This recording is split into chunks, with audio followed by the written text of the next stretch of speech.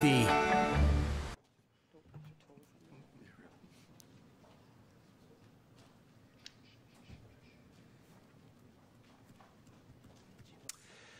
good afternoon. My name's Ian McLean, and I'm the President and CEO of the Greater Kitchener-Waterloo Chamber of Commerce.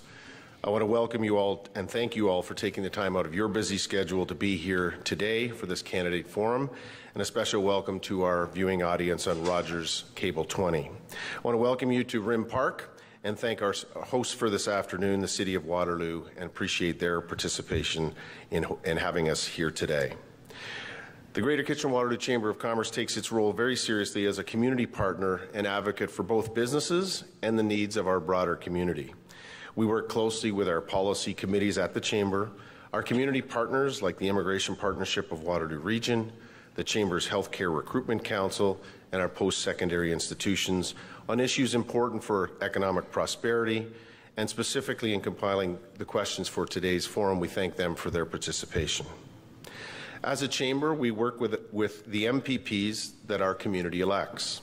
These forums are an important opportunity to hear directly from those that hope to represent us. Today's session is important so our members and the community at large can hear directly from our prospective representatives who will talk about the issues that are impacting our members, the business community more broadly, and our community as a whole, as we look to inform ourselves ahead of the June 7th provincial general election. I'd like to take this opportunity to thank our partners who help us put this event on and support this series, our friends at Rogers Cable 20, CLAC, Union Gas, and specifically our friends at 570 News, and in particular Jeff Pickle for agreeing to act as the moderator for this series of events. With that in mind, I hand the podium over to Jeff Pickle.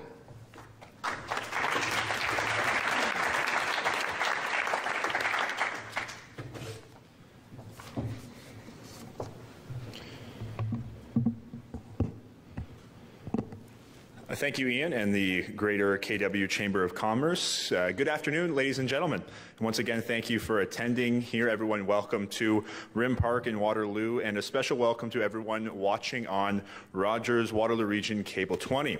Now, this is the third of 4 candidate forums organized by the Greater Kitchener-Waterloo Chamber of Commerce in advance of the June 7th provincial vote. The next debate will be for Kitchener Centre. That's going to be held tomorrow at Victoria Pavilion Park. Now, the format for this event will be 90-second introductory remarks from each candidate. That will be followed by questions in priority areas identified by the Greater Kitchener-Waterloo Chamber of Commerce. Those portfolios are jobs in the economy, education, healthcare, municipal services and accountability, and the questions will be asked in a rotation, and the moderator reserves the right to terminate answers where appropriate. Also, after all 4 candidates have answered a particular question, a candidate can ask for a rebuttal on the comments made by any one of the other 3. Once again, the moderator reserves discretion on where to allow a rebuttal and also to terminate discussion when required. Now, at the conclusion of the debate, each candidate will be allowed 1 minute for closing remarks, which will proceed in reverse order from the opening remarks. We're now going to begin with 90 seconds for opening remarks. The candidate order was determined by a draw a few moments ago, so we will be in for the rest of the day in the following order, starting with Dan Weber of the PC Party, followed by Dorothy McCabe of the Liberal Party, Catherine Fife of the NDP, and Zdravko Gunjevic of the Green Party. Dan, you now have 90 seconds for introductory remarks. Great, thanks, Jeff. I'm Dan Weber, your progressive conservative candidate. This election is about change. If you have run a business, if you are a family member, have struggled looking for a job, if you're afraid to open your hydro bill or fill up your car, you understand we need to change this feeling that government is working against its people. We need change for the people, for a thriving economy, and for a thriving community. But more irresponsible debt is no change at all. We've been trying to borrow our way to prosperity for the last 15 years. Liberals claim pride in tripling our debt. The NDP complained that wasn't enough. They plan to grow our debt with no cares about who will pay their bills.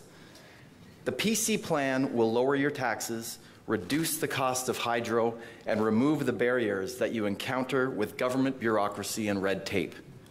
There is a better way. My opponents want you to think about how much more we can borrow. I want you to ask, how will we pay the bill? For 15 years, the Liberals ran up Ontario's credit card bill. The NDP's solution is to get another credit card. That's not change. That's more of the same. My name is Dan Weber, and I would be honored to serve you as your member of Provincial Parliament. But I need your help. On June 7th, I'm asking for your vote. Together, we can bring a voice for Waterloo back to Provincial Parliament. Thank you. Thank you. And up next is Dorothy McCabe of the Liberal Party. So hi, my name is Dorothy McCabe. I'm the Liberal candidate for Waterloo. I'm also a wife, a mother, and a senior executive with Kids Ability Centre for Child Development and a very active member of our community. Thank you to 570 and the Chamber for organizing this and for my fellow candidates for showing up, and of course to the attendees. If we want to make good things happen, we have to fight for it. If we want two-way all-day GO rail service and high-speed rail from Toronto to and from Toronto, we have to stay on top of the issue until it's achieved. If we want to ensure that we protect our environment for our children and our grandchildren, we have to fight for it. If we want to ensure we keep a strong, progressive, and growing economy, we have to fight for it.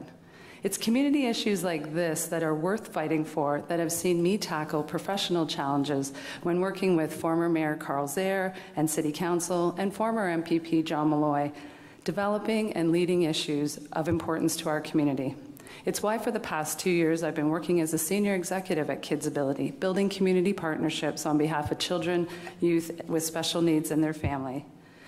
Making a difference is why I'm running to be a member of Provincial Parliament. I want to continue the work I started, completing the expanded GO Train project and starting the fight for high-speed rail.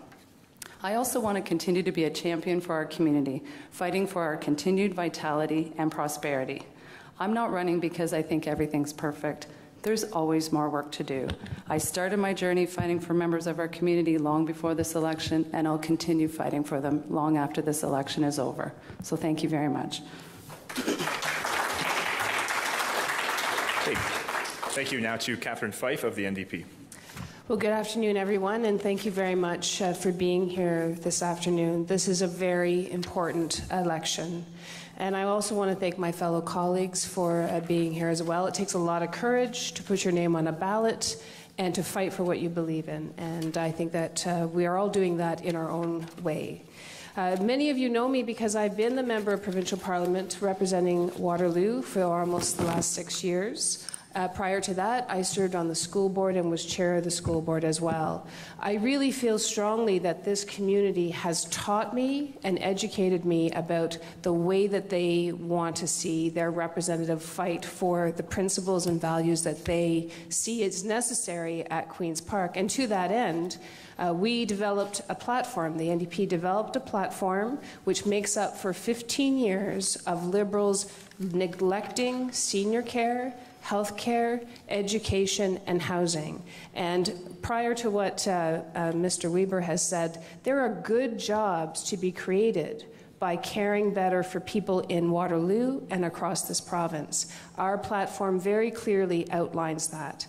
And so to that end, I'd like to tell you that in this election, this is very clearly a change election. People are tired of the same old government. They are looking for a positive, hopeful message, and I look forward to sharing that with all of you this afternoon. Thank you.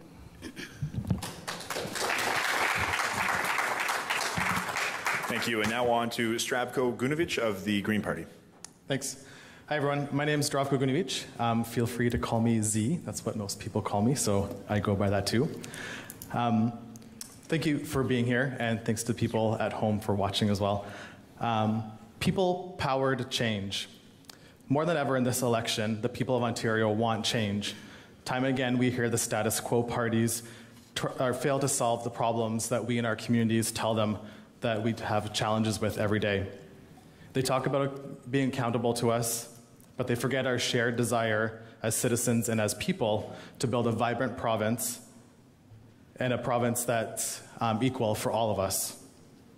The failure of politics, as usual, touches every single person in Ontario, a loved one who waits in a hospital, but not in a bed, in the hallway, an overcrowded classroom where our teachers have sometimes 30 children and no educational assistant, or a nursing home where some of our relatives are, but they don't have enough staff to support them. We hear government scandals, corruption in party nominations, and a seemingly endless waste of public funds. So how do we generate change? We do this through people-powered change. When the people are empowered to create change, our green vision recognizes that power of people to mobilize and make real changes, to overcome social barriers, to improve the health for everyone, from our youth to seniors and everyone in between. We want to invest in health and sustainability of our planet by encouraging green energy. This will create jobs and economic growth. Reform our current electoral system and achieve true democratic results and encourage more participation from voters. Invest in local businesses, build on our healthcare system, unify our education systems, and create a government that puts service above self. I know that we can build a community and a province where we can all thrive. Thank you. Okay, thank you, candidates. We'll now move into the the debate part of the evening. We will start with municipal affairs. That will be the first 4 or 5 questions, and the first question will be answered first by Dorothy McCabe of the Liberal Party. The question goes as follows. Provincial legislation has created a situation where the region of Waterloo cannot openly tender construction projects to all qualified contractors and their workers. This is costing taxpayers from 10 to 30% on projects and not allowing full participation on projects. If elected, will you commit to changing the definition in provincial legislation of who should be considered as a construction employer? And again, the question will first be answered by Dorothy McCabe of the Liberal Party. So thanks very much for the question.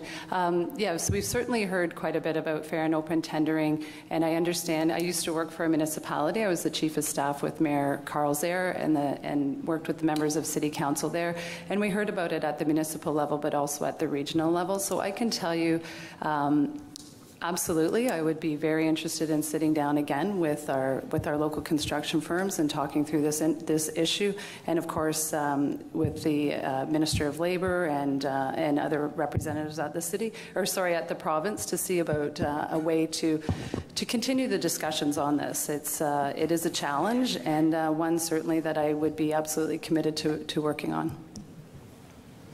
Now to Catherine Fife of the NDP. Thank you very much for the question, and this has obviously been a top issue for the Chamber, and I think that the Chamber has done a very good job of sharing the concerns of municipalities across the province. However, we do feel very strongly about the collective bargaining process, and we do believe that obviously unions should have the opportunity to bid for jobs and to enter into those negotiations. We're looking, of course, though, to partner with municipalities to actually save municipalities money in a go-forward position. We're looking to upload the cost of transportation and transit, operational fees, to alleviate the downloading that actually happened under the PC government when Mike Harris was Premier. My understanding is that municipalities have been trying to work with the current government for the last 7 years on this issue. There are legal issues at play with regards to fair and open tendering. And if we're elected to the legislature, we are always going to listen with an open mind to municipalities around the cost pressures that they face. But we are looking to partner with municipalities on sharing the cost of housing and sharing the cost of transit and being a true partner with the social issues that municipalities have been facing in this province. Thank you. Now to Zdravko Gunjevic of the Green Party. Thank you. So this is a question that I've heard often from people over the last about 6 or 7 months as I've been a candidate. I have a number of friends who are in the construction industry, so this actually affects them personally and their families personally as well. Something that the Green Party is committed to is working with all levels of government, so the provincial level, municipal level, and the various cities involved as well across the province, and construction firms to ensure that we have a level playing field for everyone. In saying that as well, something the Green Party firmly believes in as well is uploading some of the services like Catherine and NDP said, that the PCs under Mike Harris and Ernie Eves downloaded to the municipalities. So that includes paying for 50% of the operating budgets for transit across the province, which will help alleviate funds for municipalities so they can use towards other stuff. Also, affordable housing, making sure that the province takes an active role in ensuring that there's housing available in municipalities and that municipalities themselves aren't stuck footing the bill. Okay, thank you. And now to Dan Weber of the Progressive Conservative Party. Thanks for the question. This has come up with a number of citizens locally as well as business owners. And really, it's an issue of fairness. Businesses paying taxes here locally in the area are denied the right to compete for contracts. Because of closed tendering, by far the majority of the firms bidding for the work in the region are from the GTA, Hamilton, and Niagara. We have less than half the number of companies bidding as we used to. And some companies that used to be middle performers now have exclusive rights to work with the region. Preventing local workers and contractors from competing for business with the region is just unfair, plain and simple. Overpaying for work by eliminating competition is just wrong, plain and simple. And we will return open tendering to Ontario. Thanks. We now have the opportunity for rebuttal. Yeah. Or because I've started, or do I get to start? If we do have a chance for rebuttal, we can do that now, or we can, if you would like to. Sure. Yeah, okay. Go ahead. I just wanted to add, the provincial uploading schedule has been ongoing and it's nearly complete. We're up to over 85% of the provincial uploading finished. So glad that you agree with that that process. But I think the other thing that we need to have some clarity around is when the NDP says that they're interested in partnering on with municipalities and partnering on transit funding. It's been made really clear that you're not willing to work on or to work with through a P3 process, which I think is a concern because that certainly puts a lot of our transit projects that particularly in the Toronto area at risk. So I don't know if you'd like to speak to that because I think that's a real problem. P3s are a really great way to fund some of our big transit projects and infrastructure projects that we have in Ontario and that we've committed to. Okay, Catherine. Yes, thank you very much for the opportunity to rebut. It's good to see that the Liberals and the Conservatives are on the same page on privatization and contracting out good Ontario jobs. For us, we've taken our lead from the Auditor General, who reported that over the course of 7 years, public-private partnerships cost you, the taxpayer, $8 billion more than you needed to pay under the guise of risk transfer. Of course, you as the public and as the citizens of this province who foot the bill for those infrastructure projects bear all the risk all the time. You really never transfer the risk to somebody else. And $8 billion buys a lot more infrastructure jobs. The infrastructure process, the Auditor General found as well, especially under the Liberals, which accelerated this process through Infrastructure Ontario, found that local contractors, Ontario businesses, were not able to bid for the work that's in their very own community. So I'm sorry, you can't speak out of both sides of your mouth on valuing local jobs and then contracting out almost the majority of our infrastructure projects that are in Ontario to international conglomerates. It just doesn't work. I can tell. So that's clearly not what's happening. But I think where the Liberal Party comes down is that we are not ideologically driven. We are willing to work with partners, partners in our business community, partners at municipalities. We're not beholden to unions.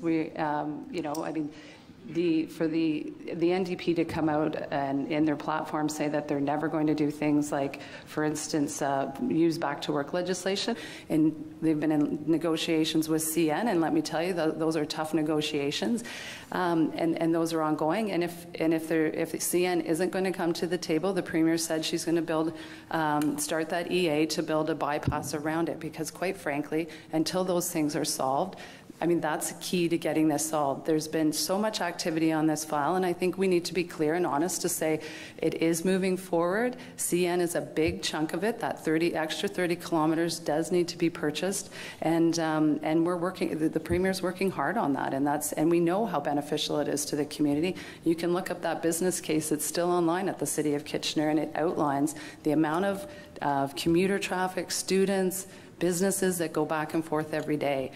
So it is critical, and again, we're the only party committed to finishing that expansion and to building high-speed rail, and it'll be a real game changer for our community. Okay, excellent. Thank you, candidates. We now have the opportunity for rebuttal. We'll start here with Dan Weber.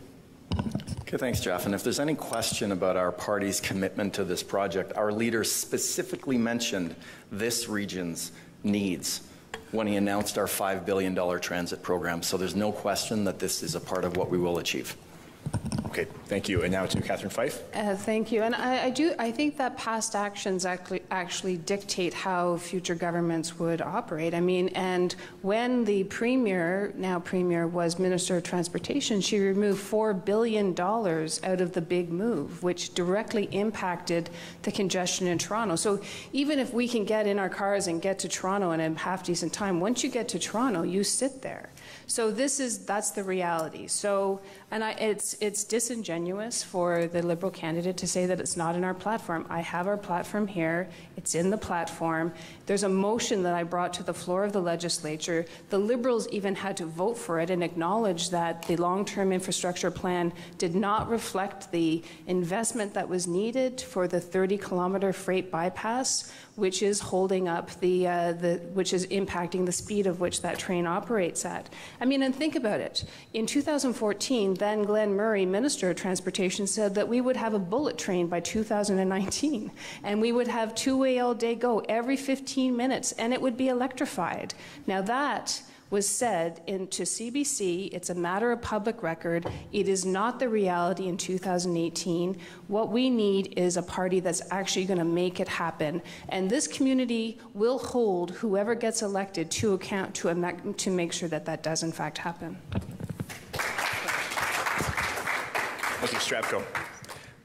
Just to reiterate what I said earlier, the Green Party has been talking about two-way GO service and high-speed rail for a number of years now, so it's something that we have costed out as well, something that we are committed to. Mike Schreiner, the leader of the Green Party, was actually here in town the other day making an announcement about clean tech, specifically chose our region because of the number of tech companies in Kitchener, Waterloo, Cambridge, but also specifically talking about that Waterloo-Toronto corridor and ensuring that there's funding and there's appropriate rail service for people to get to and from Toronto, to and from Kitchener, Waterloo as well. Thanks. Okay. Yes, Dorothy, if you'd like 30 seconds. I just wanted to reiterate so when the PC candidate says that Doug Ford, let's face it, has said a lot of things without a lot of details behind them.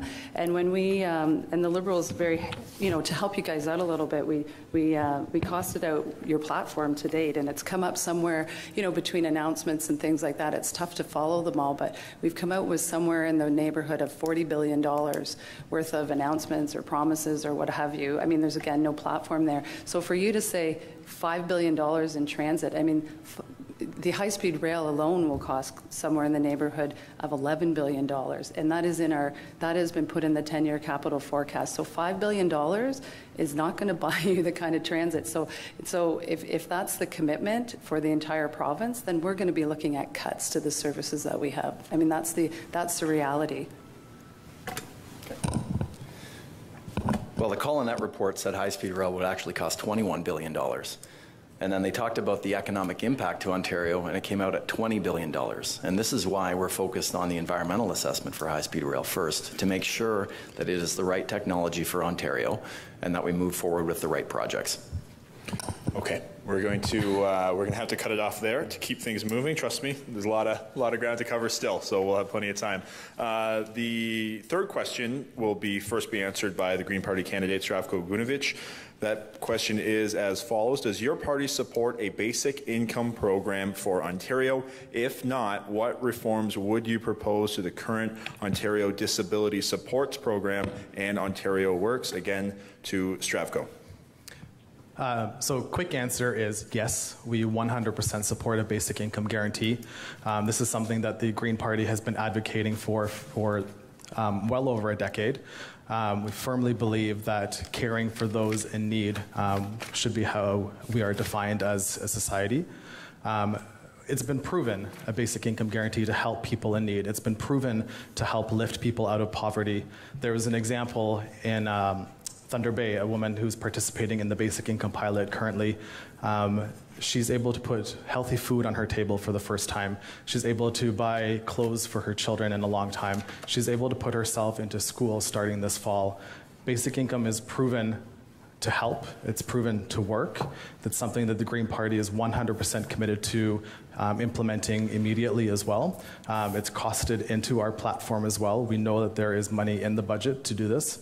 Another big thing about basic income is that it removes a lot of excess red tape from the system, and all of that savings can go back into the system as well afterwards. Thanks.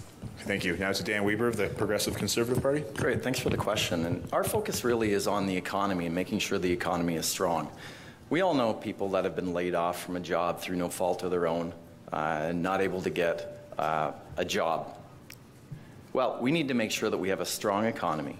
We need to make sure that people are able to be employed in their field of choice and make sure that there's continued growth in our province so that people can have the types of jobs that they want. Now to Dorothy McCabe of the Liberal Party.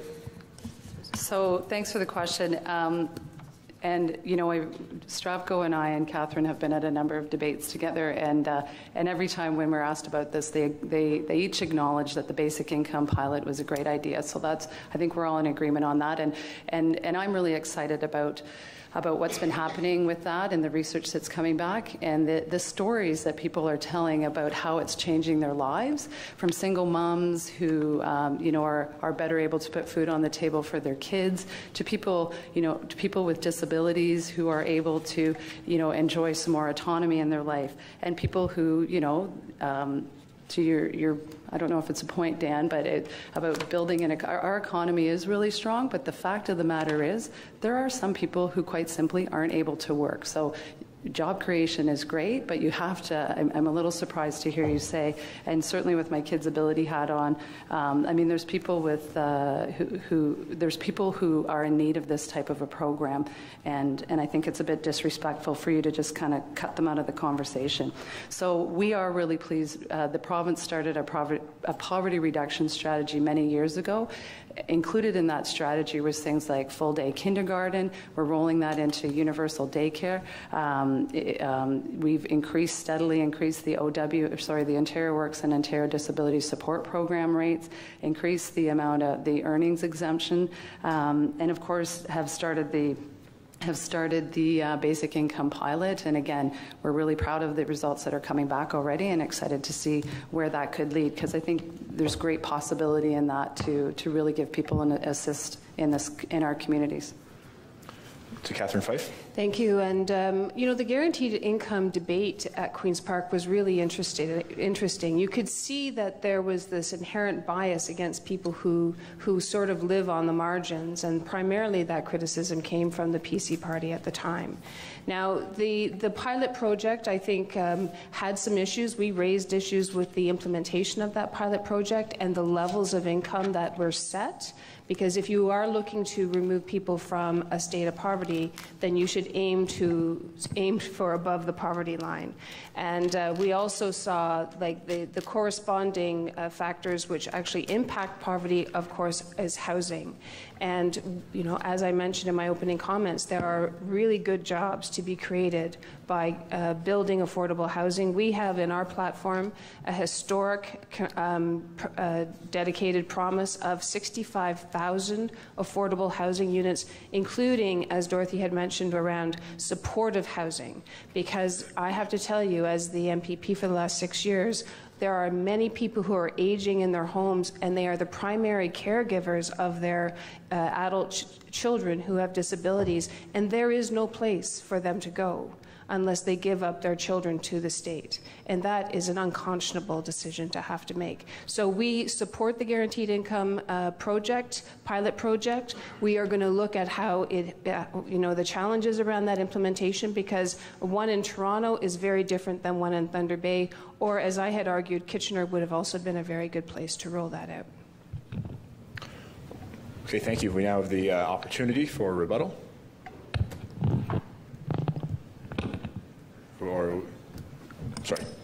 Okay, Dan? I think what it comes down to is that people want good paying jobs, and people want to make a positive contribution to their community regardless of their ability.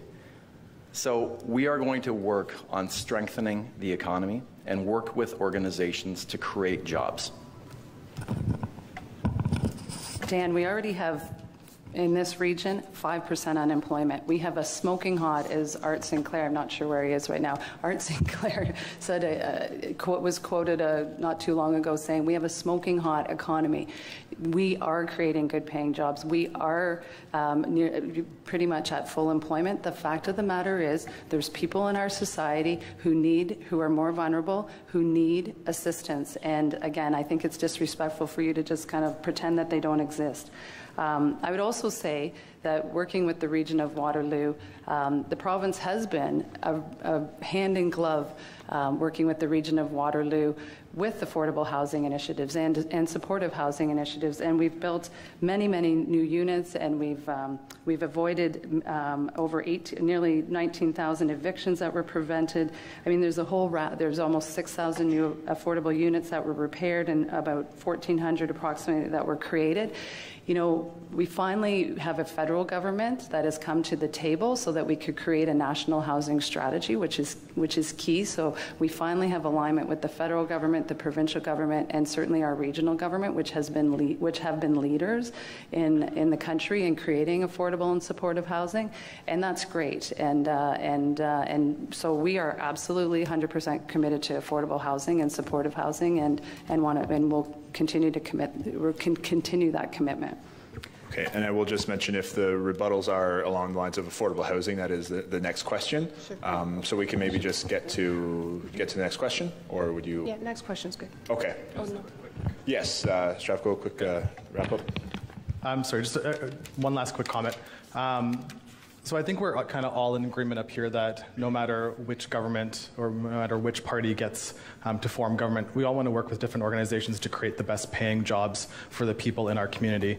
A big piece about the basic income guarantee that I support, and a lot of people may not necessarily realize, is that basic income also supports people in a transition from one job to another. If you get laid off, you go through your EI, and then your EI gets cut off, but you don't always find a job in that time period. Basic income also helps support artists and people who work in the cultural sector, who may not be, may not have a 9-to-5 job, but still perform valuable work in our society. Basic income also helps to support volunteers. There's many services throughout our region and the province as a whole who depend on volunteers, so it's recognizing the work that those people are doing as well. Thanks. Okay, thank you. And we will move on to the next question, which will first be answered by Dan Weber of the Progressive Conservative Party. And again, as mentioned, it is about housing costs more specifically. So the question is as follows. Increasingly, employers across Waterloo Region, public and private, are concerned about rising house costs and the impacts of these costs on attracting talent. How will your party address the rising cost of housing in Waterloo Region and Ontario? Dan Weber. Thanks for the question. And when I'm going out door to door talking to constituents, this is a question that comes up constantly about the cost of housing across the board. And it's just not a question of who can afford to live where. It's a question of whether they'll still be able to afford to live there tomorrow. Waterloo has a shortfall in affordable housing. Waterloo has a shortfall. And it's worst for couples with children. We have local governments complaining that the OMB restricts their options, and we have developers that are complaining that provincial standards won't let them address the market. We also need to recognize that improving our transit to and from Toronto is going to further push gentrification challenges here at home. None of our parties are addressing this, including mine, but I'm willing to flag this as an issue to keep on my radar. Right now, government fees and red tape add about $45,000 to the cost of a home in our region. Our commitment of one window service and 1 year decision guarantee will streamline a lot of these costs and will assist with the cost of housing for all.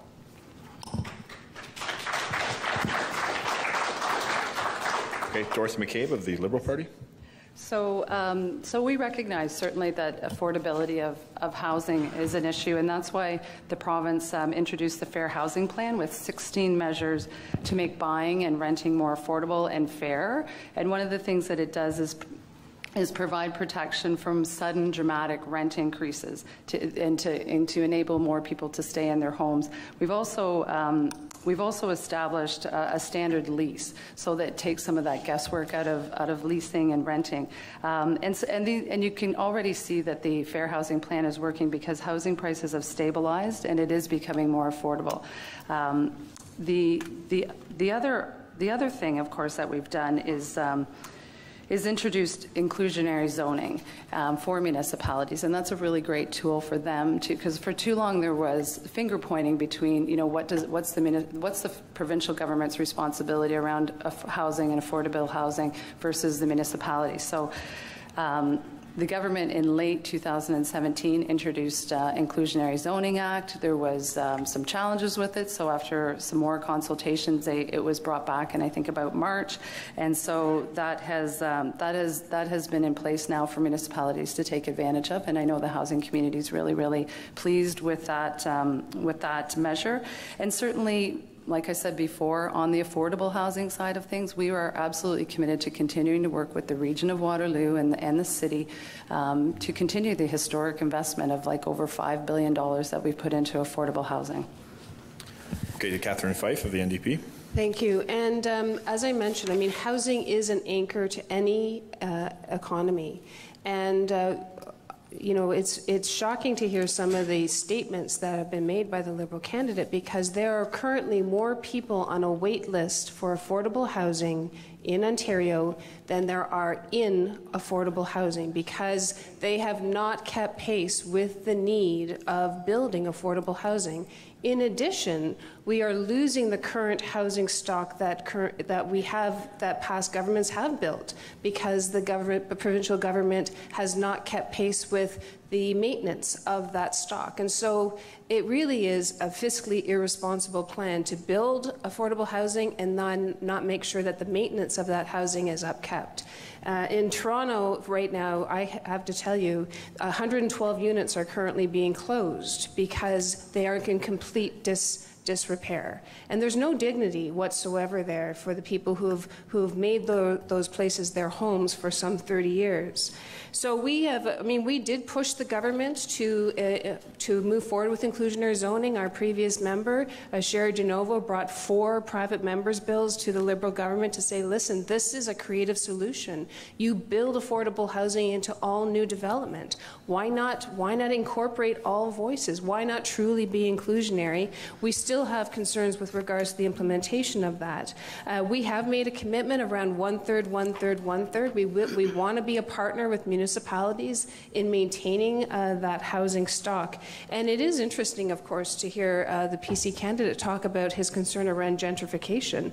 One of the major ways to prevent gentrification is to build cooperative housing, which is community-based. We have, for the first time in 20 years, there is a dedicated amount of funding for new cooperative housing builds, which will impact all of our communities. And I don't think the solution is having, as Doug Ford has suggested, to carve off some greenbelt and create affordable housing. You know you're not going to build affordable housing on the greenbelt, right?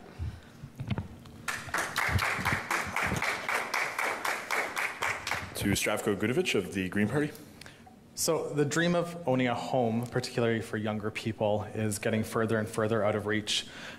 Use a personal example. My partner and I bought a house 3 years ago for just a little under $300,000. Our neighbors sold their house, pretty much the exact same house, for about $590,000. That's a huge markup for, like I said, pretty much the exact same house. When I talk to people who are still renting or who are still at their parents' house, they don't know how they're going to get a down payment, let alone how to pay for a $600,000, $700,000 house in our region. Even when we talk to like some university students, I was at a UW event the other day, and students were talking about, when they finish school, does it make sense to even look for a house to buy anymore? Should I just rent, or should I travel the world, or should I move to Australia? Were some of the comments that I got, right? But we need to address the housing affordability. And the question was, how do we attract people to our region, especially when house prices are starting to get really high? Something the Green Party has been talking about is putting a tax on vacant property to make it harder to use real estate as a lucrative place to park your cash. Also update zoning laws to allow alternatives to single-family detached homes, such as tiny homes and secondary suites. Those two last examples have worked particularly well in Detroit, where the city has implemented tiny homes as part of an affordable housing strategy, but also as an attempt to lower the housing costs as a whole for people in order for them to move back into the city. I have some other points too about affordable housing, but I don't know if that's another question or...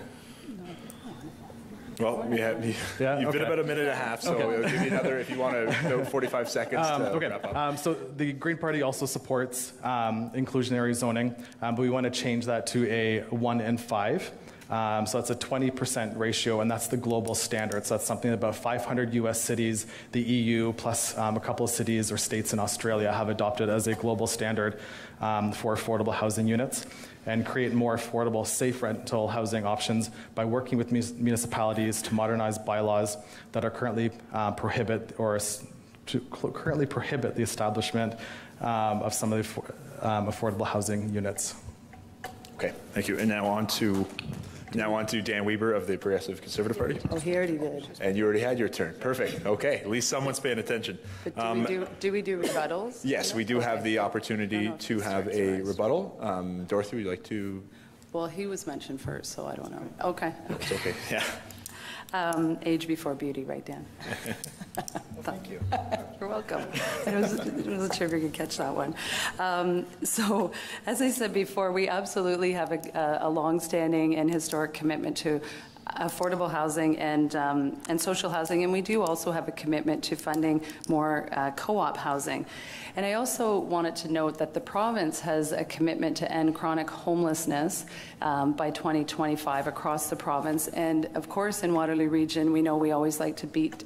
We're very competitive here and very progressive, and we know that we can beat that. And the target here is by 2020 to end chronic homelessness, which again, the province is working hand in glove with the region. And again, we're happy that that the province has finally brought the federal government on board so that we have a national housing strategy, and that is really going to help us move this file forward. Other things that we've done on the affordability, as I'm not sure if I've mentioned yet, is the living wage, the implementation of the $14 an hour, and then the commitment to raise that to $15 an hour. The basic income pilot, of course, we've established rent control, and we've also have a commitment to allow the provincial lands to be a place to build more affordable housing as well. So lots being done. Absolutely. Do we have any more? Catherine? Yeah, thank you. So just on housing, because last night we were at the Social Planning Council, and so we got to hear firsthand from the lived experiences of people who cannot find affordable housing, or as they age are very worried about finding affordable retirement or supportive or assisted living. And this is an issue that is very near and dear to my heart, because I've been working with parents who had bought their own home for their adult children who are severely disabled. They tried to pool their resources. This was one of the creative ideas that the government floated but then didn't want to fund. And so they ended up actually having to sell their home. That the group is called Home of Their Own. And quite honestly, I mean, There are people in this region who have been on the supportive housing list for 12 years. An 87-year-old grandmother named Rita, who's the primary caregiver of her granddaughter who is 38 years old. So if we don't start building and partnering with the not-for-profit sector, who really is looking for a capital funder to build it and then to operate it and remove the profit agenda from caring for our most vulnerable citizens. As I stated, like, these projects are ready to go. These not-for-profit organizations have been waiting for a partner to come to the table and say, yes, build. And they have found that partner in the NDP. But let's be honest. I mean, the provincial government has been partners for years and years and years with not-for-profits and private sector organizations to build affordable housing. And I mean, you can't pretend that we haven't been partners with them through the region of Waterloo for years. I mean, the fact that sure, there's more work to be done. No one's claiming that we've reached that we have enough affordable housing out there. As I said, we've built close to 6,000 new units. Part of what the strategy is, what the province is doing through the poverty reduction strategy is working on, the basic is poverty reduction, working on, upstream initiatives in addition to building affordable housing, but to do some upstream work to prevent the need for affordable housing. So good jobs, basic income, increasing the OW and ODSP rates, all of that kind of stuff. I mean, that's upstream work that's working as well as we continue to build affordable housing units. Okay, excellent. We're going to move on to the next question, and we're going to enter the economy portfolio. And this first question will be answered by Dorothy McCabe of the Liberal Party. Don't we go down the line? The last one was started with Dan, didn't it? Oh, last one started with Dan. No, I'm glad someone's calling. Sorry. Sometimes I write these down wrong, so that's good. So we'll start with Dorothy McCabe, and the question in the economy portfolio starts kind of where we left off a little bit there with minimum wage. Simply put, what is your party's position on minimum wage? Dorothy, you may begin. So I think our party's position is pretty clear. We've brought in an increase in minimum wage, and we have a commitment to raising it to $15 an hour should we be re-elected on January 1st. But more than just raising the minimum wage, we've also indexed the minimum wage so that there will be continual increases in that. So what that's done is remove the kind of quote-unquote politics around it. So in previous years, it's been flatlined, primarily under Conservative governments. It's been flatlined. When the Liberals have come back to power and raised it, there's been a spike. And that's, when you do hear an outcry from, small business owners or large business owners to, who are adjusting to that sudden increase. And that's what's happened, in the past few months as the minimum wage increased again. So by adding in that indexing piece will take away that sudden spike that really causes that angst. And I think that's, a really positive move so that the wage will continue to increase without that sort of sudden shock to small business owners. And I can also tell you that, we've heard concerns from small business communities and at the doors, and it has been a challenge. I completely hear that from some of our small business owners particularly. But the reality is, in the past 3 or 4 months since January 1st, since the minimum wage was introduced, there's been over 36,000 new jobs created. So yes, there is an impact, and we're working with small business owners through some other initiatives. Like years ago, we combined the HST so that removes approximately $400 million in reducing like paperwork and things like that when the harmonization happened. So there was a huge cost savings. We reduced the corporate income tax rate from 4.5 to 3.5%. So to again kind of offset some of those competing pressures. We've introduced a burden reduction bill to again look at ways to reduce some of that red tape, and particularly around filing issues and things like that small businesses and medium-sized, all businesses face. So we've worked with the business community on that side to try to minimize some of the impacts. We've indexed that living wage so that it removes that sudden spike, and yeah, we're absolutely committed to the increase in January 1st. Thank you. And now on to Catherine Fife of the NDP. Thank you very much for the question. This was my critic portfolio for the last 3 years, economic development and jobs, but also paired with research and innovation because of how dynamic and innovative this community is. And so we, I've spent a lot of time with the startups who have said, the government has invested in, from a research perspective, in those startups, especially if it's biohealth, bioscience, and yet they can't sell the products that the government has invested back to the government, be it around health improvements. And so we have in our platform to open up the government for RFP throughout the RFP process to the tune of 33%, because we think that that's actually really important to support those small and medium-sized enterprises. We've heard very, very loud and clearly that the high cost of energy is a deterrent for investment in the province of Ontario, from food processing, advanced manufacturing, and so we've committed in our platform to not penalize those businesses for doing business in Ontario, especially during peak times. We have also looked at the needed investment, because social infrastructure of Ontario really attracts good businesses to the province of Ontario. So strengthening our healthcare by hiring more nurses and being more responsive to the high cost of healthcare with aging demographics. We've incorporated that social infrastructure into our economic strategy. And of course, the connectivity piece, which is a major driver for investment. And the startup community and the high-tech community, but actually every small or medium-sized business that you talk to, they want to be able to bring people from Toronto into the region to work.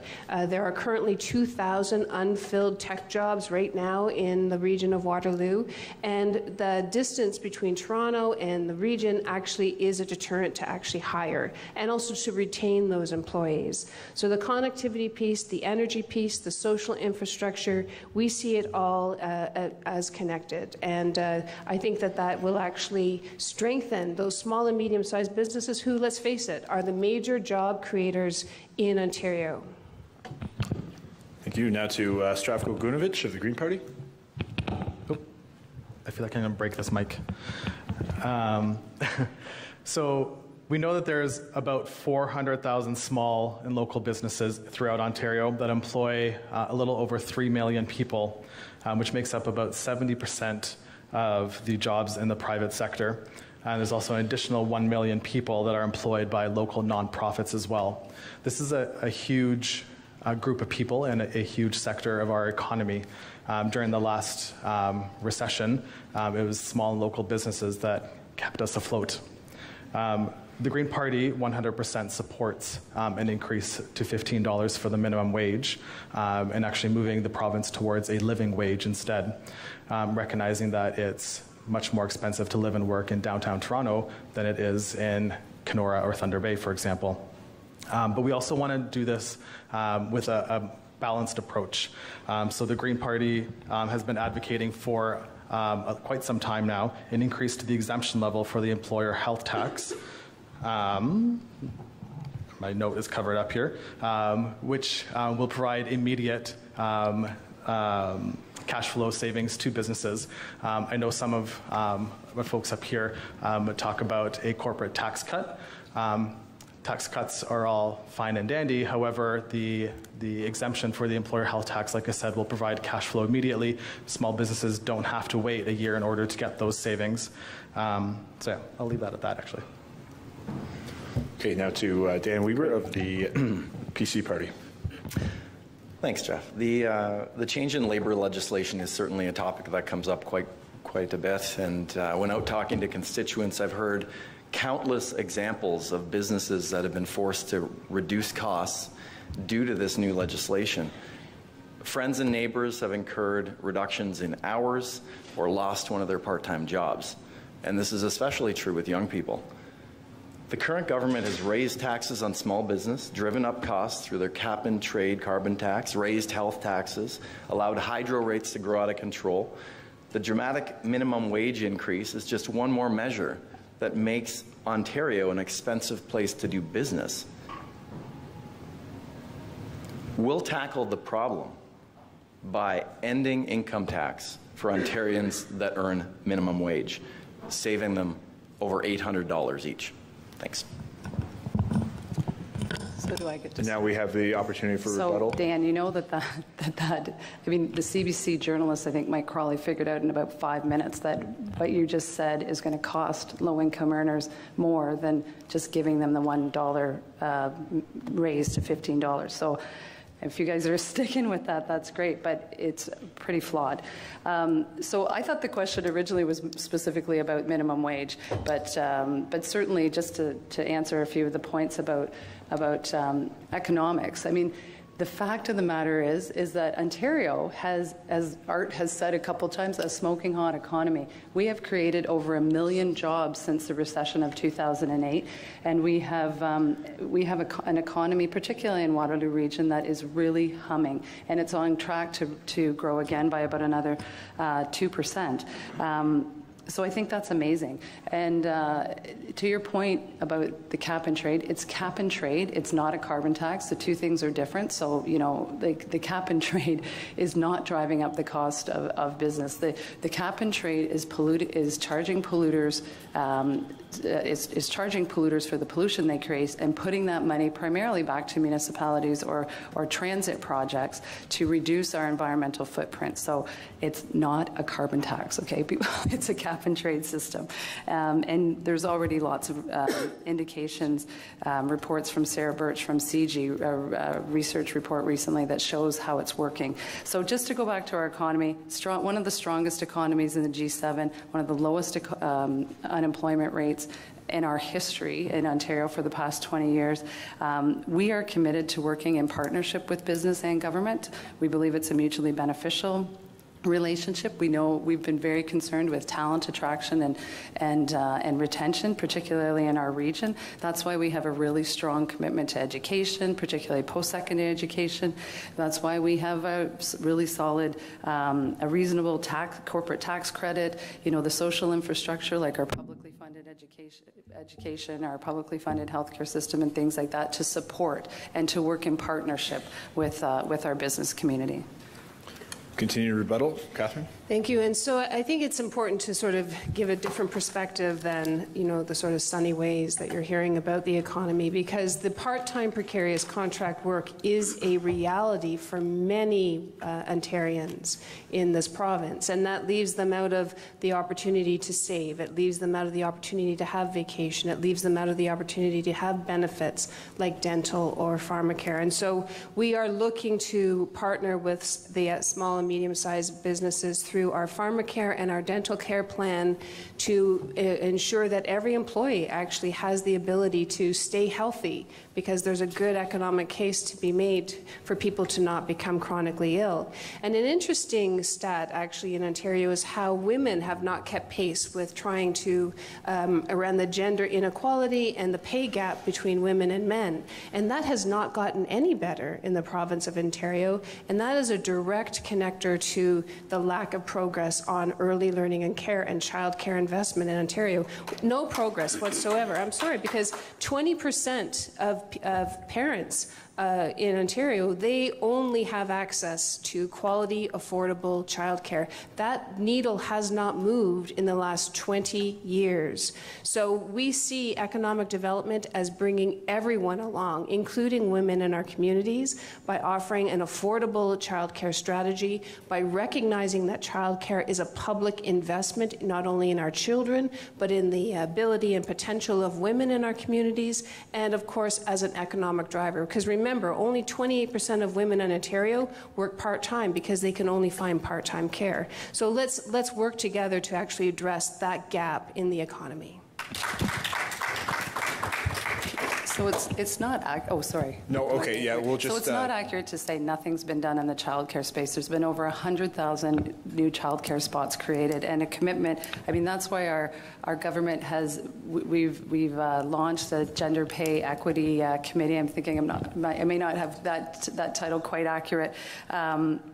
The gender wage strategy, we've introduced OHIP Plus to help people who aren't, like children and youth under 25, and we're introducing universal daycare, and that is, I mean, Listening to the childcare sector and certainly experts in the field, they have told us that that is getting universal daycare through licensed home or private or for-profit daycares is the best way to keep women, primarily women, in the workforce, get them back to earning and advancing their career. So that's why we're committed to starting it at 2.5 to 4. That's the biggest impact. There's about 100,000 kids that age that can benefit from this, and then that rolls right into junior kindergarten, and it would be a seamless system. So I just want to set the record straight on some of those.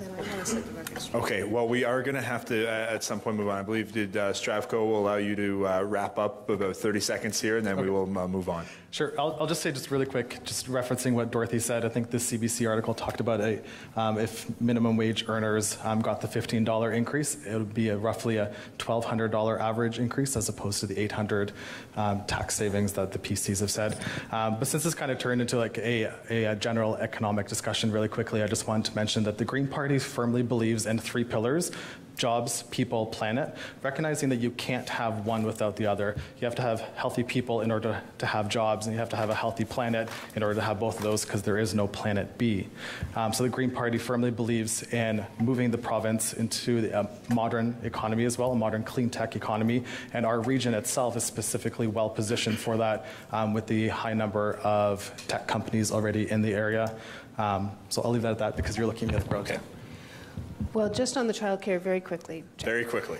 Because it's why I got involved in politics, is that, honestly, I mean, if the stats speak for themselves. If only 2 out of every 10 parents have access to quality childcare, and that hasn't changed for 20 years, that is the reality. That means the investment has not kept pace with the need of the citizens of this province. And there is a very big difference between Dorothy and I and the Liberal Party and the New Democrats. We believe that childcare is a public service. It is not a business. It's not the corporate interest. It shouldn't be traded on the Toronto Stock Exchange as it is today. It is an investment in people and equality. Okay. I will we'll give Dan 15 seconds to wrap up, and then we're going to have to move on because Zdravko identified. Really, the point is just between the further increase in minimum wage versus the tax cut, it is on the backs of small business versus on the backs of government, and who is responsible for helping the vulnerable in our society. Okay. We are going to move on, and there is more to this portfolio, so I imagine those some of those topics will come up again. You guys are making me work today, which I appreciate. Okay. Moving on with the economic portfolio, the second question will be answered first by Catherine Fife of the NDP. That question is as follows. Employers in Waterloo Region and across Ontario have expressed concerns around other provisions of Bill 148, such as new rules on public holiday pay. What additional changes will your party make to the Employment Standards and Labour Relations Act? And also just add in here that if we could try to stay as much on topic of the question as possible, that would be great as well. And we have it to Catherine Fife of the NDP to lead off. Sure. Thank you very much. So I do want to say that it's hard for me not to mention this one story, though, on Bill 148 really quickly, because I was part of the committee that listened to the delegations. And a man came, he came to the committee, he works 3 jobs, 3 part-time jobs. He has 0 vacation because he has 3 part-time jobs. He says the impact on his health has been huge because he has now developed diabetes because he is so stressed. So there is a cost to not having fair and equitable workplaces where employees are respected and where they actually have an opportunity to enjoy life. And so we have made a commitment to move to 3 weeks of vacation for all employees in the province of Ontario. We do not feel that this is too much to ask in this current economy, especially when you see the hours that part-time precarious contract workers are contributing to the economy at this stage. Bill 148 was a really important piece of legislation in many respects. The NDP did try to make it better. Many of our attempts were shut down by both the PCs and the Liberals. But I have to say, workplace safety is also incorporated into Bill 148, where employees have the right to say, this work is unsafe. And having those rights as an employee when you are a part-time precarious worker is important, that it is embedded in legislation, because you do not enjoy the same rights as someone who is a full-time employed worker in the province of Ontario. And if that's the direction that the economy is going, then we have to adapt legislation to ensure that every worker goes to work and comes home at the end of the day. Now to Zdravko Gunjevic of the Green Party. So we firmly believe, and myself personally firmly believes in fair pay for equal work. The changes that were brought in by Bill 140 are something that the Green Party supports. It's something that we've advocated for as well for some time. So it's something that we are very happy to see once it actually did become law. Can there be changes? I'm sure there can be, obviously, with any piece of legislation, but it's something that we'd be committed to working with the various groups in our region and across the province to see what's currently working in the legislation, to see what can be changed for the future. Okay, to Dan Weber of the Progressive Conservative Party. And thanks for this. Thanks for this further question. It's true that some people will benefit more from further increases to minimum wage, but our plan, which is to reduce taxes on those that make minimum wage, has further advantages. For instance, it won't kill jobs. We know that 51,000 jobs were lost in Ontario in January of this year. And that leaves the most vulnerable even worse off. And it won't force businesses to reduce hours. The escalating costs of this bill have been very swift. And a lot of business owners will tell you that an increase in their labor costs of 25% year over year has just made their business no longer viable. So we have to be sure that the economy is strong. We have to be sure that businesses are able to provide jobs and do it in the best way possible. To Dorothy McCabe of the Liberal Party. So again, we have one of the best economies in the G7, so we are sure that our economy is doing really well right now. And again, one of the lowest unemployment rates, particularly right here in Waterloo region. But so Bill 148, yeah, we're happy to bring that forward and proud of what that's achieving. I have to say, though, I have heard some concerns about some of the inadvertent consequences of it, particularly around some issues with kids who work on opening and closing pools at their community pool and things like that. So there's probably a little bit more tweaking that may need to happen with that. But it's good to hear that most of the parties agree that Bill 148 was a good move, and I think it's about balance. I've said that before. And that's really what the Liberal Party represents, right? It's about balance between government working in partnership with business in this case to achieve that balance and to ensure that we do have a strong economy and that we are taking care of people. And again, knowing that there would be some impact with the minimum wage increase, we did reduce the corporate tax rate from 4.5 to 3.5, and brought in the burden reduction bill, not the sexiest name of a bill I've ever heard, but there you go. And previous to that, there were other initiatives like the harmonization of the HST, GST that happened quite a few years ago, and people might not remember that, but back then that was about I think around 2011. That at that point in time saved small and medium-sized businesses particularly over $400 million. So there's again been balance. There's been things that we've done to offset costs with the introduction of things like Bill 148 and the increase to minimum wage. Okay, thank you, candidates. We now have the opportunity for rebuttal, if we do so choose. Zdravko? So I'll just kind of build on what I mentioned a little bit earlier when the Green Party talks about a balanced approach to minimum wage increases, but also in terms of this discussion right now as well. So as I mentioned, the Green Party does does fully support the minimum wage increase, but a balanced approach in doing that, ensuring that it's not a cost-prohibitive measure for small and local businesses, is to increase the exemption level for the employer health tax. We also want to see reforms made to the business development support programs to create more dedicated funding opportunities for small businesses to streamline those application processes as well, and offer discounted surplus electricity to local and small businesses before that's sold off at a loss to other jurisdictions as well.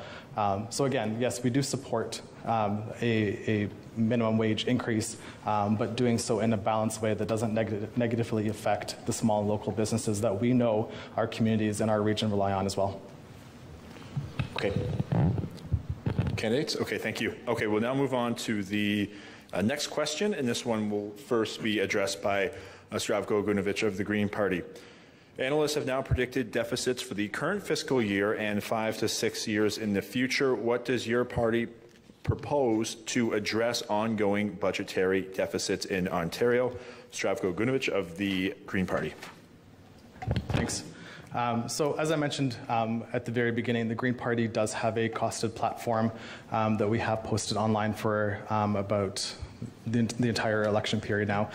We are calling for a deficit still, but the deficit that we have predicted and budgeted for is about 1/3 less than what the current government has projected in its budget that was released just before the election was called.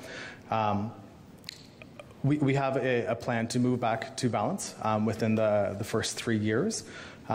We recognize the fact that we can't just slash and cut $6 billion out of the budget, out of services and programs that people have come to rely on. So it's something that we do recognize that we do have to take some time in order to do.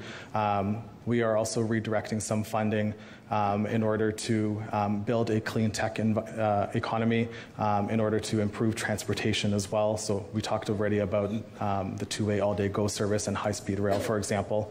But again, we do have a plan that's costed and online as well. Okay, to Dan Weber of the my apologies, of the PC Party. Thanks, Jeff. And thanks for this question, because the deficit and debt is one of the biggest issues that I hear at the doors. I have 2 children. They're 6 and 3. Their share of Ontario's debt is $50,000 each. I don't think that's acceptable, and nor does the PC Party. In 2012, the Macdonald-Laurier Institute studied our fiscal situation and found there was an 80% probability that Ontario would default on its debt in the next 30 years. And the current government has added another $90 billion of debt since then. We're the only party that seems to think that this is a problem. Our first order of business will be to order an independent audit of the books to determine what our starting point is. Because without a starting point, we don't know when the books will be able to be balanced.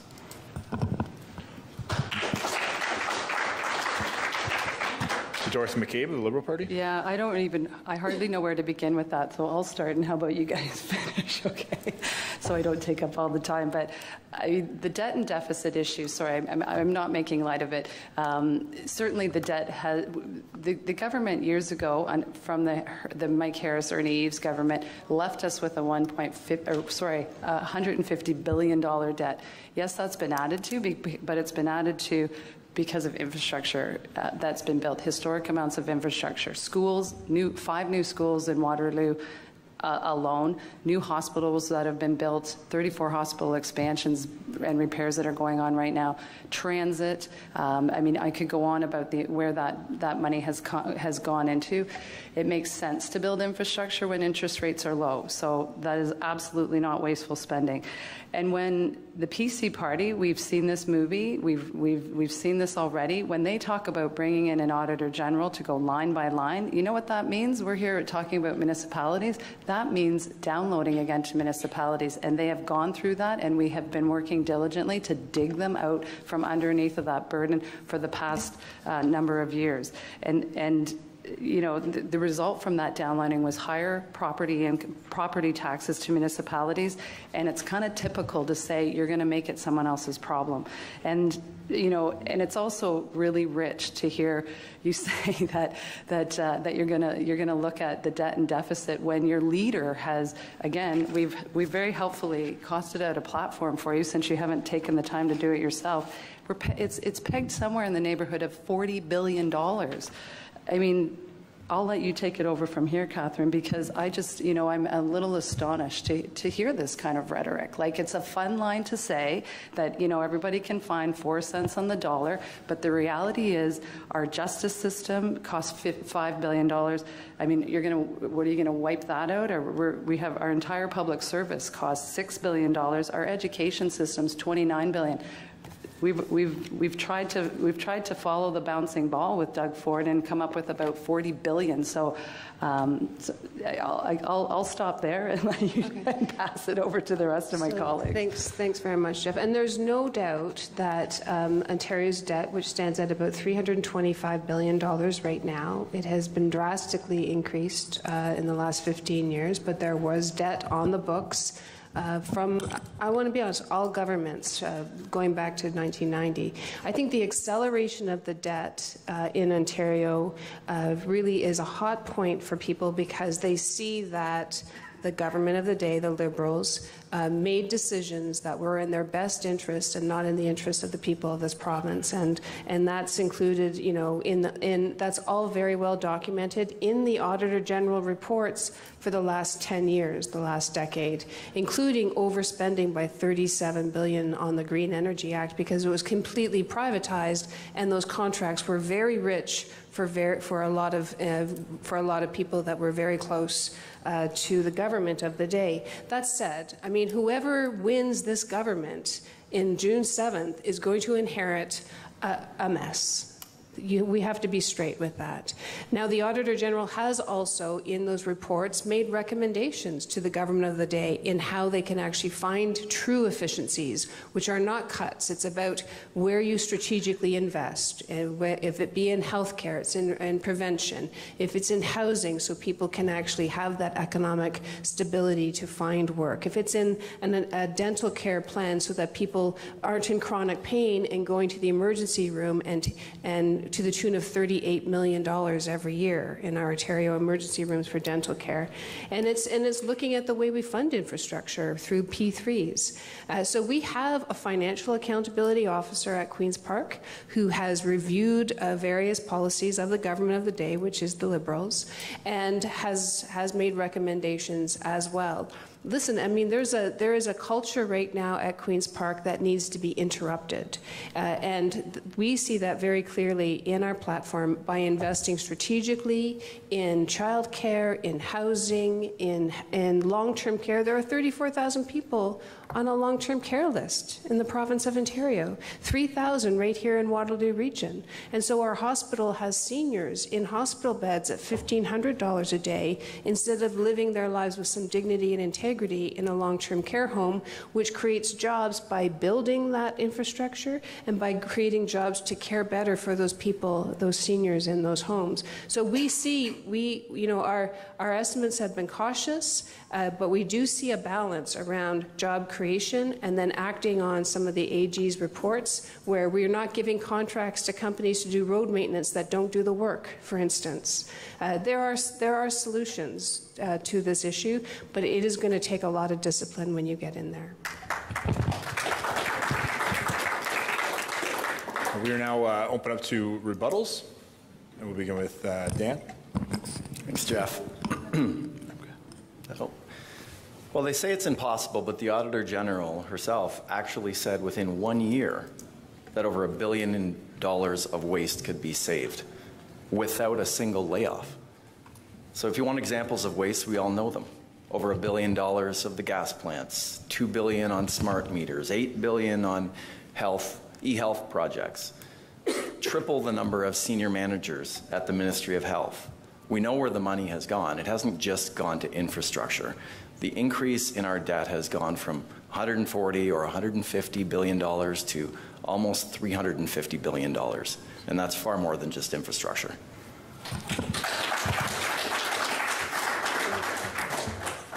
So when I talk about the complexities, because I was the finance critic and I did try to follow the money at Queen's Park, I have to tell you it was a bit of a challenge. Those complexities, though, are not solved by, a buck of beer, promising people a buck of beer in the province of Ontario. It's not a beer and wine in corner stores. It's these sort of flippant statements that Doug Ford has made really lend themselves to this populism, which has come up at the doors a lot.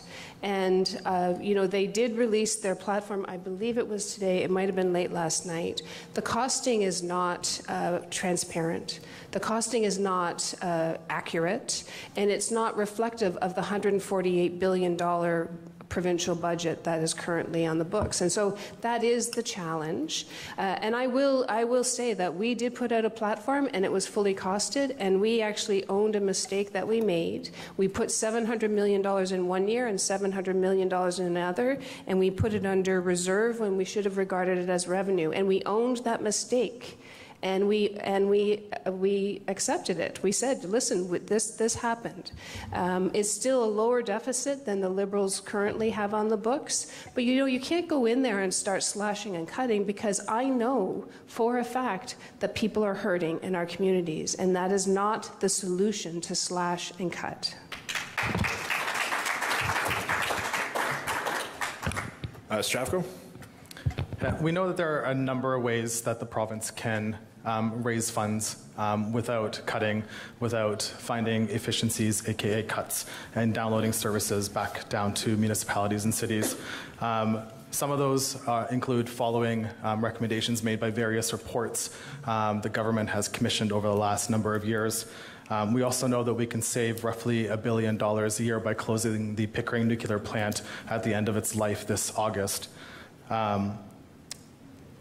And we can also, in that case, then, I lost my train of thought, I do apologize, import clean energy from Quebec, which then has an impact on our electricity rates as well. Clean electricity from Quebec is roughly 5 cents per kilowatt, as opposed to 16 cents per kilowatt that nuclear power provides us.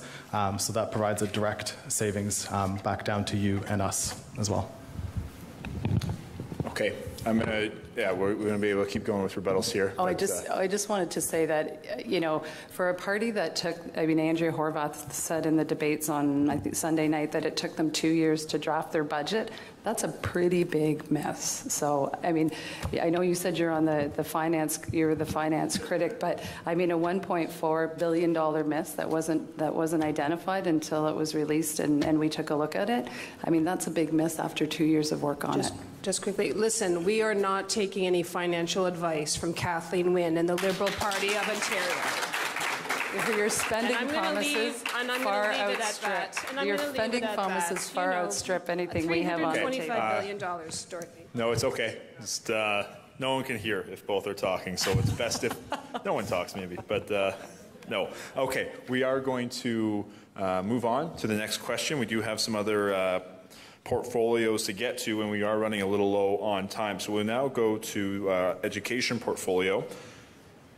The question will first be addressed by Dan Weber of the PC Party. The Ontario Chamber of Commerce passed a resolution in 2017 to end the Ontario Colleges of Trade and examine other models of addressing the ongoing shortages of skilled trades in Ontario. Would you support this move to abolish the Ontario Colleges of Trades? And if not, how would you address this chronic skills shortage? To Dan.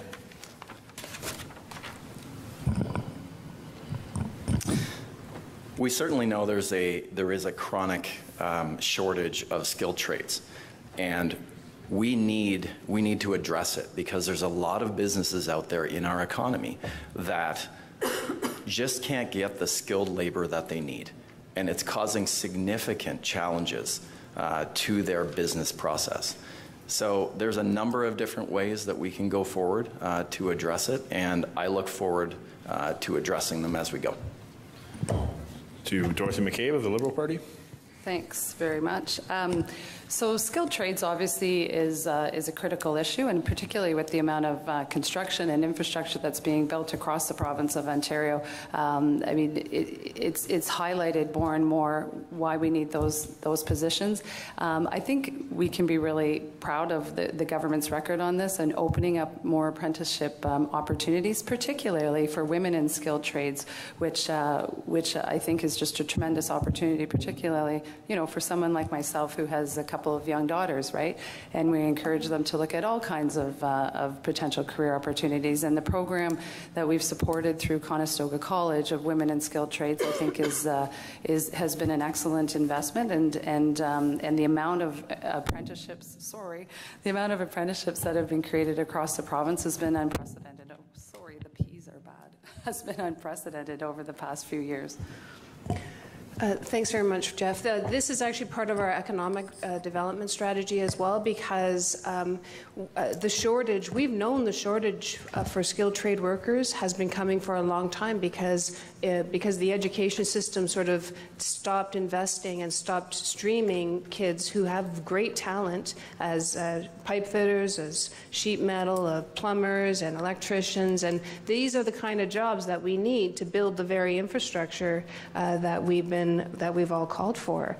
And so our solution on this is that we're supportive of the College of Trades because of the work that they do around worker safety, which is still an ongoing issue in the province of Ontario, I can tell you.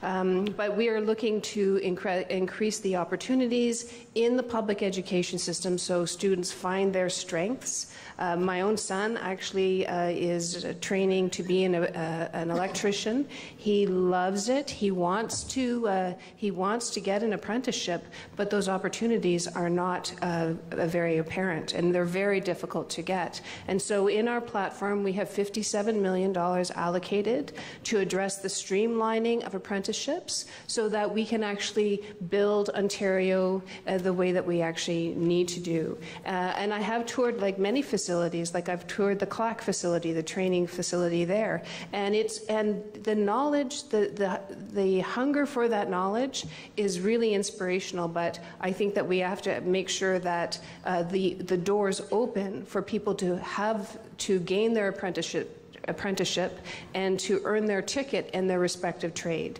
Those are good jobs, and we need those jobs. Zdravko Gunjevic of the Green Party.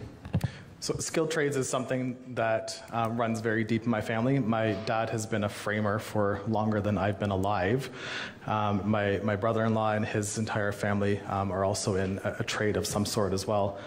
So it's something that I believe very firmly in, and as does the Green Party too. And this kind of speaks as well to post-secondary as a whole, because we've kind of included trade institutions and people wanting to attend trade institutions along with our funding for post-secondary universities and colleges as well. And that is to provide interest-free loans for those people that do want to attend a trade institution or any post-secondary institution for that matter as well. And then also fully support the work that the College of Trade does as well. Like Catherine said, in terms of like safety and all that kind of stuff as well. Again, it's something that I have personal experience with just because of my family and what they do, and I want to make sure that they, as well as everyone else in our community, has the services, skills that they need in order to have a job that they want, and in order to be able to provide for themselves and their families as well. Okay, excellent. We have the opportunity to rebuttal. Dan? Thanks, Jeff. And I, too, come from a background in the trades. My father, who is in the audience, is a tool and die tradesman, and he was educated at George Brown College. I spoke with John Tibbetts, the president of Conestoga College, recently, and he would love to educate more skilled trades, but he's restricted in increasing enrollment by some external forces. There are many ways that we can address the issue. We just need to work with the experts in the field and make sure that we're coming up with a solution that works for everybody. Okay, excellent. If we're good, we're going to move on to the next portfolio. We are going to move into healthcare. And again, this question will be addressed first by Dorothy McCabe of the Liberal Party. The question is as follows. Could you outline your party's position on pharmaceutical reform? Dorothy. So I can't do chapter and verse, I admit that, but it's an interesting question because the drug reform issue, goodness, I'm reaching back into my memory. I mean, the drug reform issue was managed, gosh, I was in John Malloy's office, so that's got to be over 8 years ago when we worked with pharmaceutical companies and pharmacists and the healthcare system across the province to reform the pharmaceutical process and to really drive down the cost of a lot of pharmaceuticals by introducing more generics into use. So. You know, in addition to that, we have certainly there's always more work to be done, but we've also introduced free prescription medication for children and youth up to the age of 25, which I think has already been accessed by close to 1 million people since the fall of 2017, and certainly we are committed to removing that copay off of seniors when they are in need of prescription drugs as well, too, so that is free pharmaceutical care for the 25 and under and 65 and older, but beyond that. And beyond the work that we did years ago in terms of like driving down the cost of pharmaceuticals, is that the Premier has been working very diligently on this file with the federal government. And in fact, the former Minister of Health, Eric Hoskins, has gone to the federal government to lead a committee that's looking at a national pharmacare program. And I think that's really critical because we're working on the issue here in Ontario, but across the province, I mean, the goal is free pharmacare for all Ontarians, but certainly, you know, one of the things that the Premier has been very strong on and on a number of files is pushing the federal government to say, we need a federal program. This is, you know, pension reform, national housing strategy, a national transit strategy, and then this is another one for a national pharmacare program so that Canadians across the country can have access to the pharmaceutical, the free prescription medication that they need. To Catherine Fife of the NDP. Thank you very much. And we've done a lot of consultation on pharmacare. Our pharmacare is very different than the Ontario Liberal plan. We took the research and evidence from a St. Michael's Hospital pilot project, which found that 91% of the drugs that Ontarians access involve diabetes, heart disease, blood pressure, you know, the diseases that really do lead to chronic illness, which actually have a downstream huge cost to the healthcare system. And so we, in our platform, we are recognizing that 1 in 4 Ontarians do not have access to a drug plan. They have reported to us in my own office of people cutting their blood pressure pills in half, of going to the doctor and not being able to fill their prescription. And so we have made a commitment in our platform to create an Ontario pharmacare program for all Ontarians, regardless of your age, for using the top 125 drugs that are used primarily by people who are, you know, sort of in our age bracket, the golden years, you might want to say. And so to that end, though, the cost savings will be reinvested into the Ontario Pharmacare Plan to expand drug access. And this plan actually is separate from the high risk or rare diseases that actually use a different drug application process. But the value of our plan from a high level and from a practical level is that if you are the government of Ontario and you are negotiating on behalf of 14 million Ontarians, then you can get those costs of those drugs down. It gives you a leverage to actually say, you know what, this diabetes medication is too costly, it's cost prohibitive, and you have some bargaining power. So we have made that commitment. We see it very clearly as the second stage of universal health care. And it is a long time coming, and we don't want to wait for Justin Trudeau to figure it out. To Zdravko Gunjevic of the Green Party. Thank you. So we believe in a people-centered approach to healthcare, and that includes universal dental care and pharmacare for all Ontarios. So universal means accessible to everyone. We also believe in prevention as well, so working with various municipalities and regions across the province to increase the number of nurse practitioner-led clinics in all parts of the province, especially in our region here as well. We also firmly believe, like I mentioned earlier, in the People, Jobs, Planet, recognizing you can't have one without the other. So in saying that, we also believe that health and income are also directly related as well. So we believe that some of the, and evidence tells us as well, that some of the issues and problems that we see in the healthcare system can be alleviated by helping people and lifting them up out of poverty as well, which are things like a basic income guarantee and a living wage will help as well. To Dan Weber of the PC Party.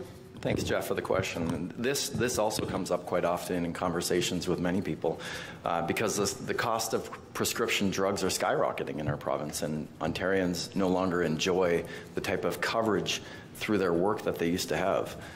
For instance, if you suffer from a rare condition or need a newer or specialized medication, sometimes you feel like you just can't even afford to get better.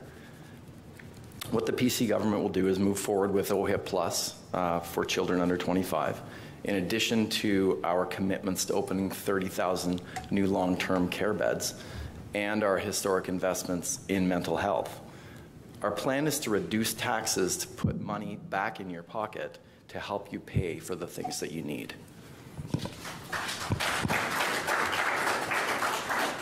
Okay, we now have the opportunity for rebuttal.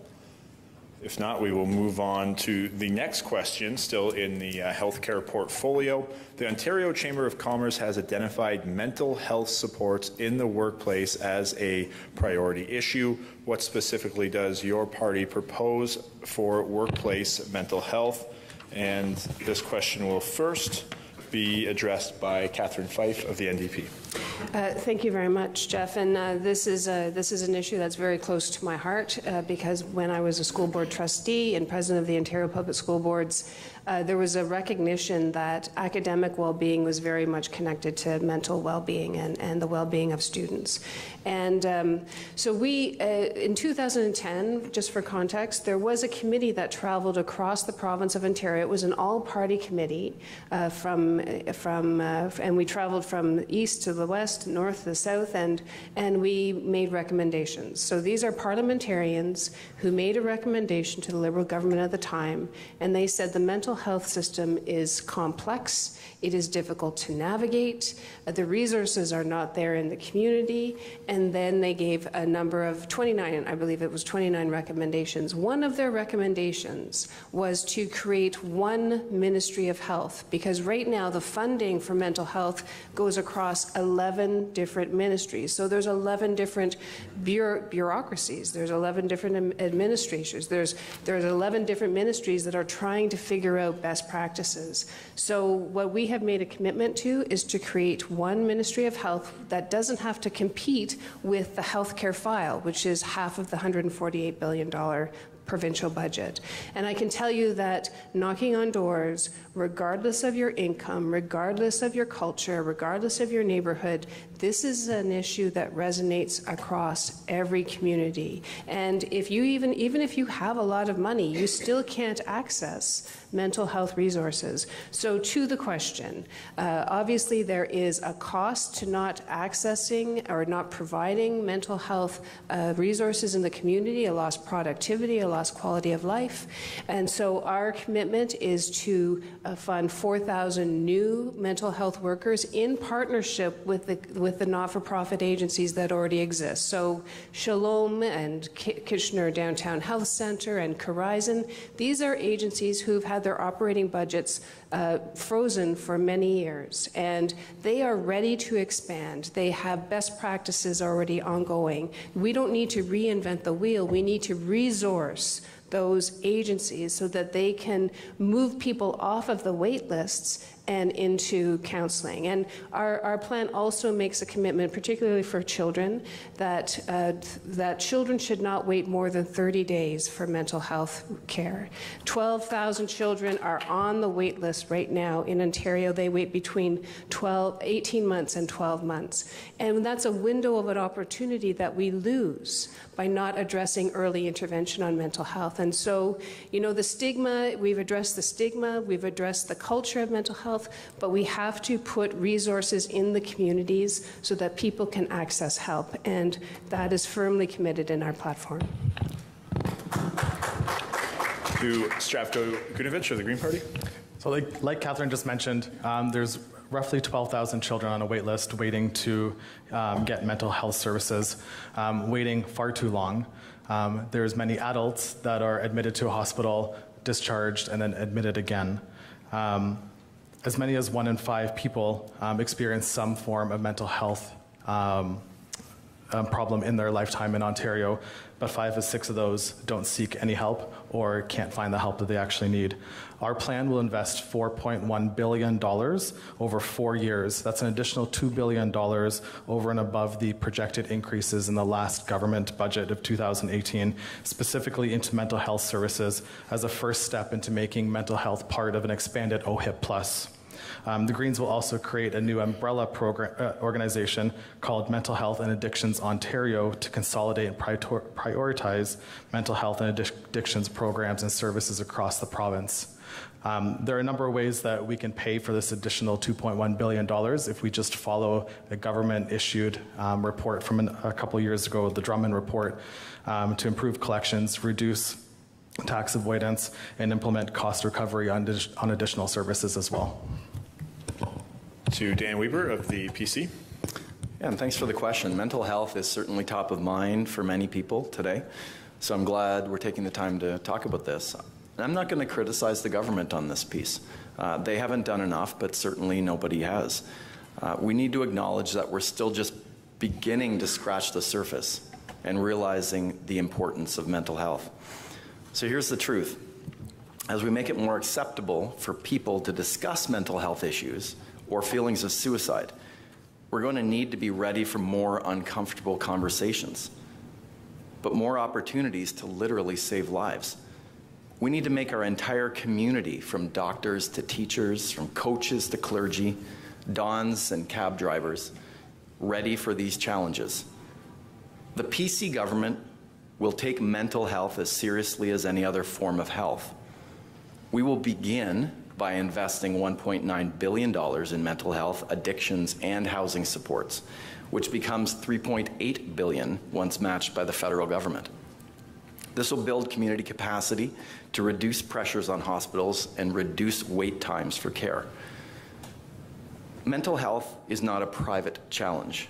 It's a public health challenge. We need a coordinated strategy to ensure well-being throughout our communities. We have a number of exceptional mental health focused organizations in our community. Let's not reinvent. Let's find better ways to partner with them and enhance the work that they do. To Dorothy McCabe of the Liberal Party. So yeah, mental health is absolutely an issue in our community and certainly across our province. And I think it really speaks to how progressive our business community is here in the Chamber, that this is a question that you would ask us at this forum. So I really appreciate that. And I would say that certainly the government has been investing heavily in mental health, and we've listened to Ontarians, and we've heard that we need to do more, and that's why we have invested in things like on-campus navigators for students, so that $45 million over 3 years to help them navigate to find the resources that they need and to strengthen the services that are already there. That's why the province initiated about 2 or 3 years ago a Moving on Mental Health strategy, and in addition to that, a special needs strategy. And the idea behind that and what's happening is that we're pulling community agencies together to learn more about each other, learn more about the roles that each of them play, and to identify where there's better ways to integrate and to manage transfers and to say, this is my area of expertise, and so that we're not duplicating services. So there's a lot of good work that our community agencies have done, certainly in Waterloo Region.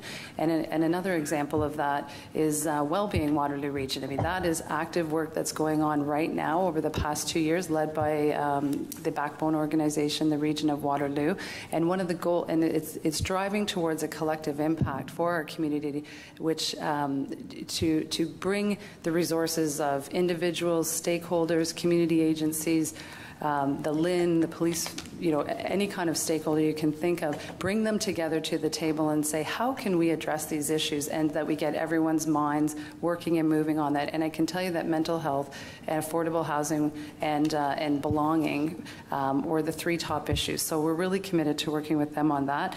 The province also invested in SHOW, the supportive housing units in Waterloo, to help people with mental health issues. Finally, I would say that in addition to the work that we've already done, we've listened, we've heard we need to do more, and we have a historic investment of $2.1 billion on the table to redesign the system and to take the information that's coming from our community agencies through strategies like Moving on Mental Health to redesign that system so that we are getting people the help where they need it, when they need it. Okay. Due to lack of time, we're going to have to cut that off where we are, and it will now be time for closing remarks. So each candidate will have 60 seconds. And again, I hope we can stick to that 60 seconds, just again, because we are running out of time, and I don't want to have to cut anyone off. So we're going to go in reverse order here, starting with Zdravko Gunjevic of the Green Party. So thank you again to the KW Greater Chamber of Commerce for inviting us here, for all of you for coming here today to listen to the four of us. I'm going to end with the same way that I started and say people-powered change. So it's time that we do things differently here in Ontario. Every individual can make a difference, and every person has the ability to create change. You can put food and water first, unlock affordable housing, protect our water, fix mental health and addictions in Ontario, protect people, not the nuclear industry, create jobs in the clean economy, and develop a long-term energy plan to set Ontario on a pathway to 100% renewable energy. The province can and must do better. We are in a moment of transformative change, so it's time that we seize that moment and make the changes that will benefit Ontario today and for generations to come. So I leave you with something that I say at every one of these, is after tonight, or this afternoon, take the time to read through the platforms of each of the parties, take the time to read through the visions of each of the parties, and find the party that speaks to your values, and vote for that party. Because remember, the only wasted vote is a vote that you don't believe in.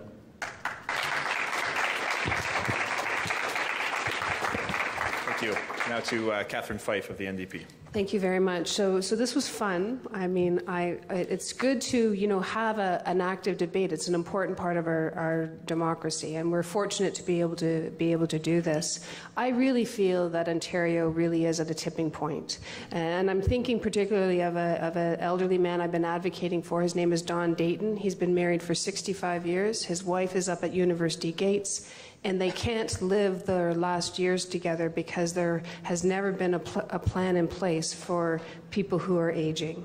And there's no options. Like, I can't do anything as the opposition member of the government. And I want to do something. I want a better, stronger Waterloo. I want a better, stronger Ontario. And I believe strongly that our platform has a plan that can be implemented, that is actionable. And I want to put my experience and my passion for that change to work at Queen's Park. You don't have to choose between bad and worse in this election, and change is coming, and I want it to be a positive change. Thank you for your time today. And now, Dorothy McCabe of the Liberal Party.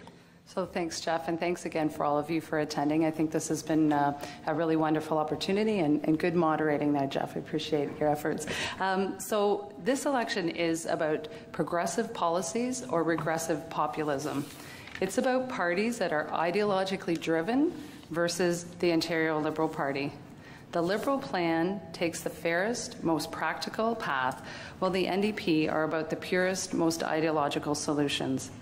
Liberals know actually how to get things done. We're finding compromise, working with partners, particularly in the business community, is how we will continue to grow our economy. And we have a proven track record of success. Ontario's economy, we've said it a couple times, or I have, is the strongest it's been in 2 decades, with the best growth out of the G7 countries, and an unemployment rate across the province of 5.5% and in Waterloo region of 5%. We've built a record amount of public transit, and we will continue to do so. We're going to boost hospital funding and funding to mental health. We're going to help more people go to university or college, and we're going to continue to work as partners with our business community because we believe that balance is important.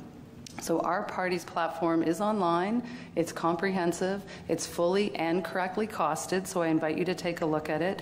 And I'd just like to let you know that if I am lucky enough on June 7th to be elected as your MPP, I'm committed to working closely with each and every one of you and continuing the dialogue around issues that we've raised tonight. And I ask for your support on June 7th. Thanks so much for your time today. Finally, Dan Weber of the Progressive Conservative Party. Thanks again, all of you, for offering us your time and your attention with us here today. We are losing $1 billion a month just to cover the interest on Ontario's credit card. $1 billion. Each and every month is being added to the big bank's bottom line. $1 billion of your taxes. And thanks to years of waste, our debt is growing another $1.5 billion each and every month. 4 more years of wasteful deficits and increasing debt is more of the same. The Liberal and NDP solutions are just to borrow more. My son is 3. He doesn't have a bank account or a credit card yet. In fact, he's currently toilet training. But somehow he already owes almost $50,000 because of our decisions. My name is Dan Weber, and you can vote Liberal or NDP to continue the debt spiral. Or vote for me, Dan Weber, on June 7th to turn the page on recklessness and try to live within our means. Thank you.